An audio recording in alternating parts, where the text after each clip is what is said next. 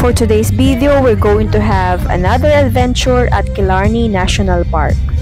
Saan ang you are here? Apparently, laging nawawala Actually, si lagi ko you are hinahanap here. It's summertime, pero I think it's... It feels like winter or autumn. It feels like winter autumn? Yeah. Winter, hindi pa winter. Maybe, maybe summer autumn. It's awesome. So obviously, kaming dalawa lang ang nagkaintindihan sa So, pinag-usapan kain daw namin. muna tayo para magpainit. And then, we'll wait for the rain to stop. Saka tayo mag-start again. All good, yeah? Yeah. So before kami mag-nature tripping, nag-late lunch muna kami sa Macros Garden Restaurant. Kung mapapansin nyo, hindi talaga uso sa kanila ang rice. Kaya usually, ang ino-offer nila para sa iyong carbohydrates ay mashed potatoes, sandwiches, at mga pasta. Ito lahat ang order namin for lunch. Shepherd's pie with mashed potato ang order ko. Let's eat! After namin kumain, hindi pa rin tumila ang ulan, so bumili na lang kami ng disposable na raincoat. After 10 to 15 minutes walking time, narating namin ang Macros Mansion.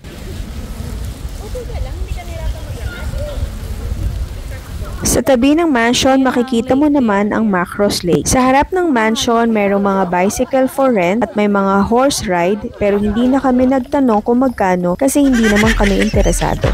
Ang tataba ng mga kabayo dito. No, ang tataba ng kabayo. Nice. Ang lulusog.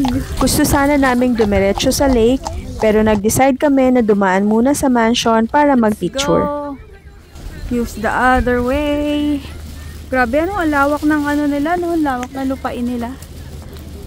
1, 2, 3. We go to the lake. Hindi ko lang alam pa anong pangalan ng lake na yan. Kuya, ano pangalan ng lake? Macros So Lake? tama pala ang hula niya that time.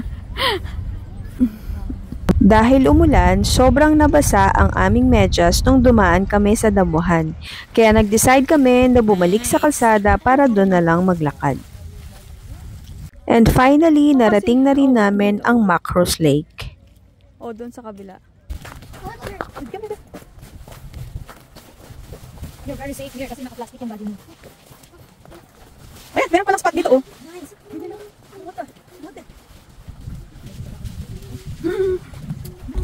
Wow.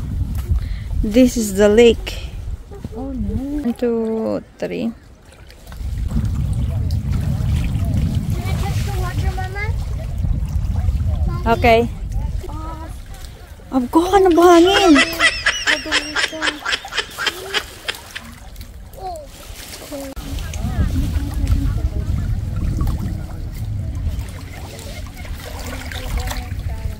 After namin mag-photo session at mag-emote ng very very light, ang next destination naman namin ay ang Torque Waterfall. So, you are here. Oh, tapos. Torque Waterfall's there. At dito na nga magsisimula ang medyo matagal-tagal naming paglalakad. Okay. Ang Torque Waterfall ay ang main attraction ng Killarney National Park. Sana meron silang kilometer or minutes para natatansya mo yung oras. Minsan, dumating sa point na akala namin naliligaw kami, pero buti na lang mayroon ding mga kasama kami na naglalakad.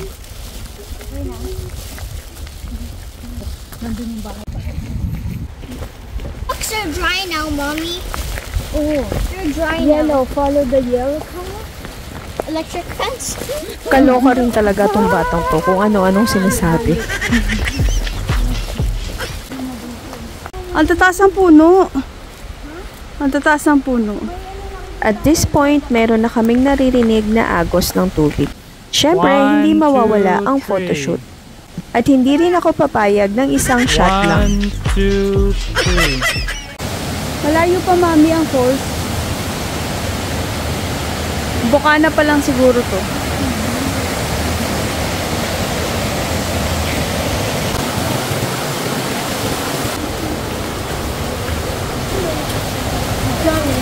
Ayun ang ihihan. Ayan, may toilet, mami. Taal.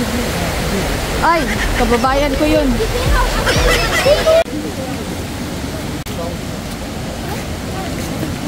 Dami palang mga turista dito. Eh, national eh. Tsaka alam mo kung bakit? Walang entrance fee. Yeah.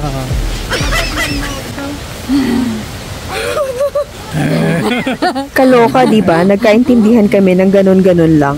Medyo malayo-layong lakarin pa rin ang waterfalls from the main entrance. So, mga 15 to 20 minutes walk pa rin siya. Lakas ng tubig. So, nagstay kami ng mga ilang minuto para ma-appreciate namin ang ganda ng falls. Hindi na rin kasi pwede kaming magstay ng mas matagal pa dahil medyo hapon na. By this time, mga 4:30 to 5 p.m. na siya. Hindi na kami bumalik sa Macros Mansion, nagpasundo na lang kami dito sa entrance ng Torque Waterfall. And this is the end of our adventure at Killarney National Park. Thank you for watching!